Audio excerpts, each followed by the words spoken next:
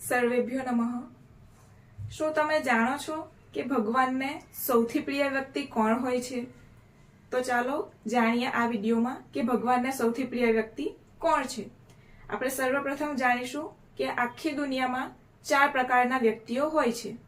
સૌથી નીચલી શ્રેણીથી વાત કરીએ તો એ શ્રેણીમાં એવા લોકો આવે છે કે જેઓ પોતાનું ખરાબ થાય તો ચાલશે, પરંતુ બીજાનું હિત થાય એ જોઈ શકતા નથી। આ વાતને આપણે એક ઉદાહરણ દ્વારા સમજીશું। એક ગામમાં એક દાદીમા રહેતા હતા। એ રોજ લાકડાનો ભાડો લઈને આવે, એ ભાડો વેચે અને પોતાનું જીવન ચલવે। ઝૂંપડપટ્ટીમાં રહેતા રહેતા તે કંટાળી ગયા હતા।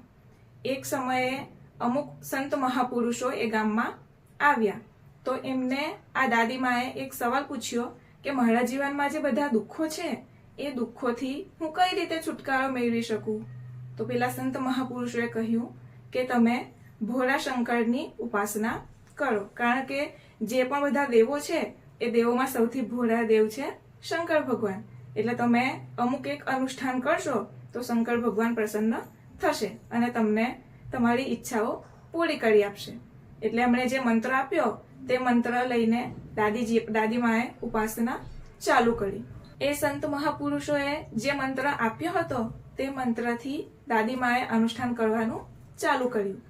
અમુક એક સમય પછી શંકર ભગવાન પ્રસન્ન થયા અને જ્યારે દાદીમા અનુષ્ઠાન કરતા હતા ત્યારે શંકર ભગવાને પ્રસન્ન થઈને કહ્યું કે તારી જે પણ ઈચ્છાઓ હશે તે પૂર્ણ થશે, પરંતુ એક શરત છે કે તું જે પણ કંઈ માગશે તેનું ડબલ તારા ગામવાળાને મળશે।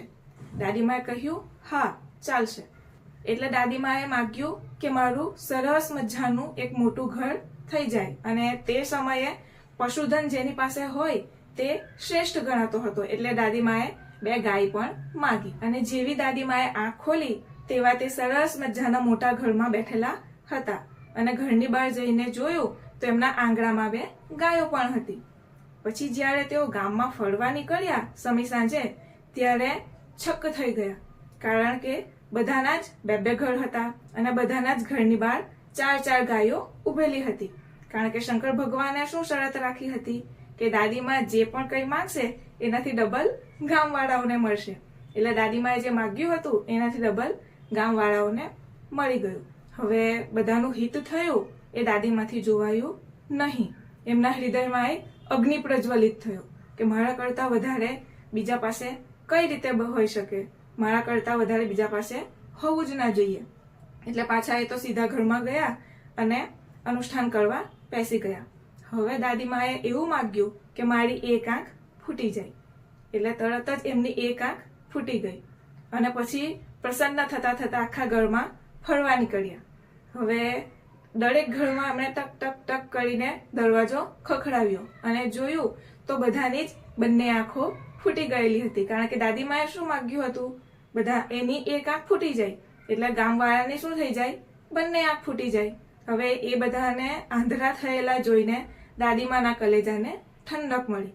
એટલે આવા પ્રકારના લોકો જે છે એ સૌથી નિમ્ન શ્રેણીમાં આવે છે। એના કરતા થોડા ઉપરના લોકોને જોઈએ તો એ શ્રેણીમાં એવા લોકો આવે છે કે જેઓ પોતાના સ્વાર્થ માટે બીજાને નુકસાન પહોંચાડે છે, બીજાનું ખરાબ કરીને એ લોકો પોતાનો સ્વાર્થ સિદ્ધ કરે છે।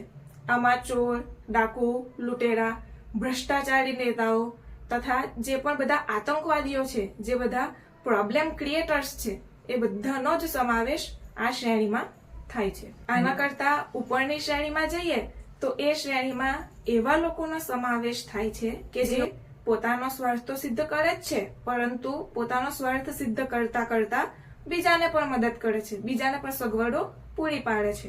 જેમ કે દુકાનદારો જે નોકરી ધંધા કરે છે, જે વેપાર કરે છે, પોતાનો વેપાર તો કરે જ છે, પોતાની નોકરી તો કરે જ છે, પણ એના થકી લોકોને પણ સુખ સગવડ પૂરી પાડે છે। તથા જે કહેવાતા બધા આધ્યાત્મિક ગુરુઓ છે કે જેઓ ફીસ લઈને અધ્યાત્મ આપે છે, એમનો પણ સમાવેશ આ જ શ્રેણીમાં થાય છે, કારણ કે તેઓ ફીસ લે છે કે જેનાથી સ્વાર્થ સિદ્ધ થાય અને જે અધ્યાત્મ પ્રદાન કરે છે તેનાથી લોકોને ફાયદો થાય છે। તો આ 3 પ્રકારની જે શ્રેણીઓની વાત કરી એ 3 પ્રકારની શ્રેણીઓમાં જેટલા પણ મનુષ્યો આવે છે તે ભગવાનને પ્રિય તો છે પણ સૌથી પ્રિય નથી. તો સૌથી પ્રિય વ્યક્તિ કોણ છે? તો આ 3 શ્રેણીની પણ ઉપર એક શ્રેણી છે. સૌથી ઉપરની શ્રેણીમાં એવા વ્યક્તિઓ આવે છે કે જેઓ નિસ્વાર્થ ભાવે જગતની સેવા કરે છે. તેઓ પોતાનું ખરાબ થાય તો ચલાવી લે છે, પરંતુ પોતાની જાતને ઘસીને પણ લોકોનું હિત સાધે છે. જેમ કે આપણા સંતો, મહાપુરુષો, ઋષિમુનિઓ, એ લોકો કદા પણ પોતાના ફેમ કાં તો પૈસા માટે કામ કરતા નથી. નિસ્વાર્થ ભાવે લોકોને અધ્યાત્મ પ્રદાન કરે છે, લોકોની તન, મન અને ધનથી સેવા કરે છે. તો આ જે સૌથી પ્રથમ શ્રેણી છે તેમાં જે લોકો આવે છે નિસ્વાર્થ ભાવે કામ કરનારા, એવો ભગવાનને સૌથી પ્રિય હોય છે. હવે આ વિડીયોમાં આપણે 4 પ્રકારની શ્રેણીઓ જાણી. આપણે આત્મમંથન કરીને જાણીશું કે આપણે કઈ શ્રેણીમાં આવીએ છીએ, અને જો નીચેની 3 શ્રેણીઓમાં આવતા હોઈશું તો ઉપરની શ્રેણીમાં આવવા માટે આપણે પ્રયત્ન કરવો પડશે.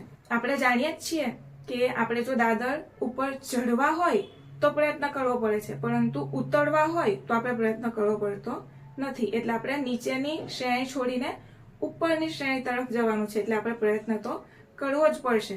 અને આ નીચેની શ્રેણીમાંથી ઉપરની શ્રેણીમાં જવા માટે જે પ્રયત્ન કરીએ છીએ તેને જ ઋષિમુનિઓ સાધના કહે છે, અને એને જ સ્વાધ્યાય કહેવામાં આવે છે. તો આપણે આ સાધના થકી, સ્વાધ્યાય થકી ભગવાનને પ્રિય બનીએ, એટલી જ મારી ભગવાનને પ્રાર્થના છે. અસ્તુ.